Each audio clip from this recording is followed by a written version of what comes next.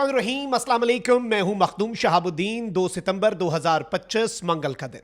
नाज़रीन किराम, भारत के लिए इस वक्त बुरी खबरें थमने का नाम नहीं ले रही। बिलखुसूस डिप्लोमेसी के मैदान में, बिलखुसूस इंटरनेशनली भारत इस वक्त जिस तन्हाई का शिकार हो चुका है, आप उसका अंदाजा भी नहीं कर सकते। एक जानिब अमेरिका बशमूल मगरबी मुमालिक, इन सब ने भारत को धुतकारा, तो वहीं दूसरी जानिब नरेंद्र मोदी मुंह उठाकर एससीओ के समिट में बीजिंग गया, लेकिन वहां से भी धुतकार कर वापस भेज दिया गया। और नरेंद्र मोदी के जाते ही यूं लग रहा है कि इस वक्त चाइना के अंदर असल मेला तो अब सजा है। पाकिस्तान के आर्मी चीफ की आमद हुई इस पूरी इक्वेशन में। यह सब कुछ अभी भारत के लिए एक बहुत बड़ा शौक ही था कि अब जो अरब मुमालिक हैं उन्होंने भी भारत को अब तक का सबसे बड़ा धचका और सबसे बड़ा सरप्राइज दे दिया है। सऊदी अरब ने भारत पर एक बहुत बड़ी पाबंदी लगाई है, तो दूसरी जानिब पाकिस्तान जो है वो भारत के अहम तरीन इत्तहादियों का मामला, जो कि भारत जिन मुल्कों को अपना इत्तहादी समझता था, जो रही सही कसर है वो भी पाकिस्तान ने निकालने का फैसला कर लिया है। इस वक्त आप ये देखें कि एक तरफ तो डोनाल्ड ट्रंप ने कल जो ट्वीट किया कि भाई इंडिया ने हमें ऑफर कर दी है कि अमेरिकी प्रोडक्ट्स पर 0% टैरिफ है, लेकिन अब बहुत देर हो चुकी। भारत रूस से तेल खरीदता है, भारत रूस से असलहा खरीदता है। अच्छा, अब ये जो स्टेटमेंट है, इसके बाद वेस्टर्न मीडिया ने यह रिपोर्ट किया कि यूनाइटेड स्टेट्स जो है वो अब यूरोप को और अपने जो दीगर इत्तहादी हैं उन्हें भी कन्विंस कर रहा है कि ये जो हमने टैरिफ लगाए हैं ना इंडिया पर, अमेरिका ने इसी तर्ज पर आप भी भारत के ऊपर पाबंदियां लगाएं, ताकि हमारी एक पॉलिसी हो और इंडिया जो है, जो हमारे साथ डबल गेम्स कर रहा है इतने अरसे से, इंडिया को मजा चखाया जा सके। यानी डोनाल्ड ट्रंप सिर्फ खुद नहीं रगड़ रहा, डोनाल्ड ट्रंप अब जो यूरोपियन कंट्रीज हैं उन्हें भी कह रहा है कि भारत को रगड़ा लगाओ। अब वेस्ट तो पूरे का पूरा भारत के हाथ से गया। अच्छा, ऑन दी अदर हैंड आप ये देखें कि नरेंद्र मोदी मुंह उठाकर 7 साल बाद ताल्लुकात ठीक करने बीजिंग गया, चाइना गया, चाइना के अंदर एससीओ समिट में उसने शिरकत की। अच्छा, वहां से एससीओ समिट के बाद अब चाइना की मिलिट्री परेड होने जा रही है। अब चाइना ने इस मिलिट्री परेड में व्लादिमीर पुतिन को इनवाइट किया, पाकिस्तान के प्राइम मिनिस्टर को इनवाइट किया, अपने दोस्त ममालिक को इनवाइट किया, लेकिन इंडिया को इनवाइट नहीं किया। नरेंद्र मोदी को कहा एससीओ समिट अटेंड कर लिया, अब आराम सुकून से अपने जहाज में बैठो और नई दिल्ली जाओ, आराम फरमाओ। अब जरा जो हमारा माहौल सजना है बीजिंग के अंदर, वो तुम टीवी पर ही बैठकर देखोगे। मतलब कितनी बड़ी नरेंद्र मोदी के लिए ये रुसवाई की बात है। फिर आप यहीं से अंदाजा कर लें कि एससीओ इजलास के बाद पाकिस्तान, रशिया, चाइना और ईरान ने अपना इजलास भी बुलाया, यानी इंडिया को माइनस करके जो इंपॉर्टेंट की स्टेक होल्डर्स हैं उन्होंने अपने इजलास भी बुलाए। ये भी एक क्लियर इंडिकेटर और आई ओपनर है।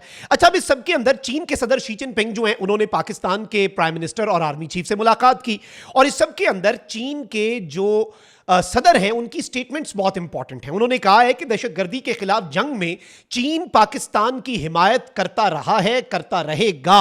और इस सब के अंदर मैं आपको यह बता दूं कि जो तियानजिन है, जहां पर एससीओ का समिट हुआ, उसके बाद जो इंपॉर्टेंट मुल्क हैं, चाइना के जो एलाइज हैं, उनके सरबराहान को बीजिंग लाया गया। और इस सब में मैं आपको यह बता दूं कि इस वक्त चीनी दारुल हुकूमत बीजिंग में क़याम के दौरान जो चाइनीज प्रेसिडेंट हैं उन्होंने मुलाकात की, और इसमें चीनी मीडिया यह कह रहा है कि जी पाकिस्तान की मुकम्मल हर दौर में हिमायत जो है उसका ऐलान किया चीन के सदर ने।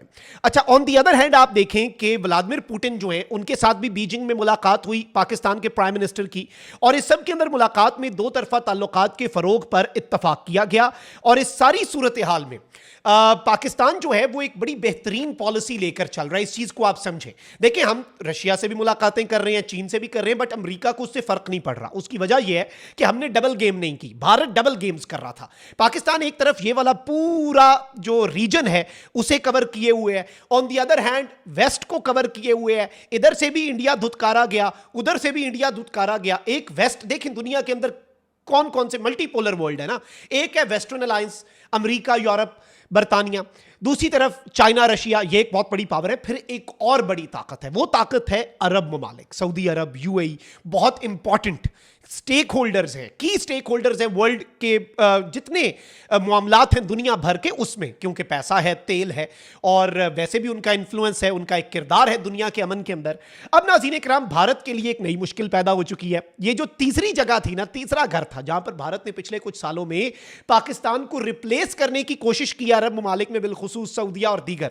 अब सऊदी और इराकी कंपनियों ने भारतीय रिफाइनरीज को तेल की फरोख्त जो है वो रोक दी है। ये ब्रेकिंग न्यूज है जी, और ये सऊदी अरब और इराक की तरफ से इंडिया को एक बहुत बड़ा धचका पहुंचा है। गैर मुल्की खबर एजेंसी के मुताबिक सऊदी अरामको, और याद रखिएगा कि अरामको सऊदी अरब की सरकारी तेल की कंपनी है, और इराक की सरकारी ऑयल मार्केटिंग कंपनी सोमो ने यूरोपीय यूनियन की जुलाई में आयद करदा पाबंदियों के बाद रूसी हिमायत याफ्ता भारतीय रिफाइनरी कंपनी जो है उसे खाम तेल की फरोख्त को मुअत्तल कर दिया है।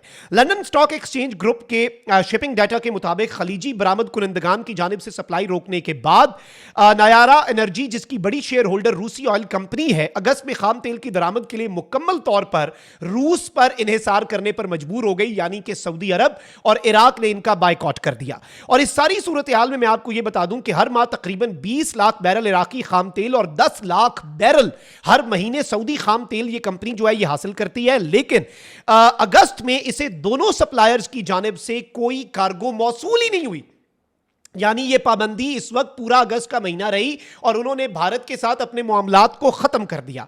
और ये एक बहुत बड़ी डेवलपमेंट है नाज़रीन कराम। और इसके ऊपर मैं आपको ये बता दूं कि खबर रसां एजेंसी के मुताबिक इंडिया जो है उसने भी इस पर खामोशी रखी, सऊदी अरामको ने भी इस पर कोई कमेंट नहीं दिया, लेकिन डाटा जो है नाज़रीन कराम वो इस जानिब एक बहुत क्लियर इंडिकेशन कर रहा है कि इंडिया को 1 लीटर जो है ना वो भी तेल, खाम तेल जो है वो नहीं मिला। बैरल्स और लाखों मिलियंस ऑफ बैरल्स हर महीने आता था, हर महीने आता था इराक और सऊदीया की तरफ से, लेकिन इंडिया को वहां से भी धचका लगा है। यानी अब अरब ममालिक जो हैं वो भी इंडिया को टफ टाइम दे रहे हैं। इस रीजन के अंदर रशिया इंडिया का एक बहुत बड़ा एलाय है, लेकिन रशिया भी अपनी न्यूट्रलिटी की पॉलिसी रखे हुए है। मसला ही इंडिया के साथ ये हुआ कि पाकिस्तान के जो दोस्त थे ना वो पाकिस्तान के साथ डट के खड़े हो गए। उन्होंने कहा हम आपके साथ हैं इंडिया को तुनने के लिए।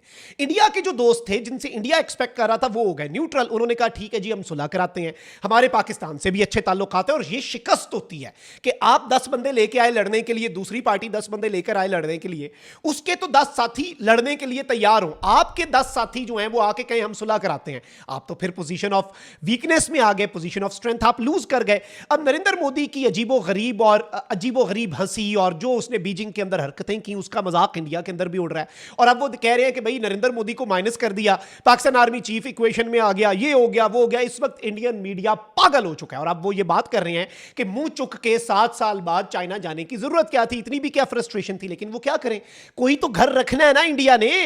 भाई वेस्ट ने ठोकर मार दी, इस रीजन के अंदर जो पावर्स हैं चाइना रशिया उन्होंने ठोकर मार दी और अरब ममालिक जो हैं उन्होंने भी ठुड्डा करा दिया है। और ये सऊदी अरब की तरफ से बहुत बड़ी पाबंदी है। ये सरकारी तेल की कंपनी है सऊदी अरब की अरामको। जाहिर बात है सऊदी अरब ने यूरोप और अमेरिका की जो पाबंदियां उनके साथ कंप्लाई करना है और ये एक बहुत बड़ा मूव है।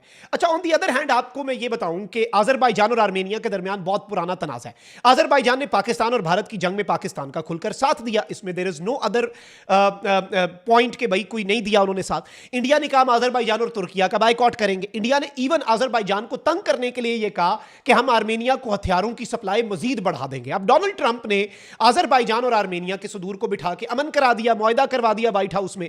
उसके बाद पाकिस्तान ने आर्मेनिया के साथ, चूंकि आजरबाईजान की वजह से हमने आर्मेनिया को रिकॉग्नाइज ही नहीं किया था, लेकिन अब आजरबाईजान हमारे दोस्त मुल्क के, उनके साथ ताल्लुकात ठीक हुए तो पाकिस्तान ने भी आजरबाईजान के कहने पर उनके साथ डिप्लोमेटिक रिलेशंस अपने वापस स्टार्ट करने का ऐलान कर दिया है। लेकिन अब नाज़रीन इकराम मैं आपको यह बता दूं कि आजरबाईजान जो है वो उसके और पाकिस्तान के साथ आर्मेनिया के जो ताल्लुकात नॉर्मलाइज हुए हैं उसके बाद Armenia is going to cancel Indian weapon purchase. यानी आर्मेनिया जो इंडिया से वेपन्स की परचेज कर रहा था उसमें बड़े पैमाने पर कैंसिलेशन के जो ऑर्डर्स हैं और जो वो इस वक्त आर्मेनिया की तरफ से जारी होंगे। क्योंकि एक तो ये चीज आप समझें, आर्मेनिया की अब जंग रही कोई नहीं, हथियारों की वो जरूरत भी कोई नहीं रही, और वैसे भी पाकिस्तान के साथ और आजरबाईजान के साथ अगर टाइज नॉर्मलाइज हो गए हैं और इंडिया जो है वो इसमें भी मुफ्त में फन्ने खान बनने की कोशिश कर रहा था, तो यहां से भी इंडिया की रुसवाई है। मतलब मुझे इस वक्त तरस आ रहा है, काबिले रहम और काबिले तरस हालत हो चुकी है नरेंद्र मोदी के विश्व गुरु भारत की और इनकी फॉरेन पॉलिसी जो मुकम्मल तौर पर फेल हुई है उस पर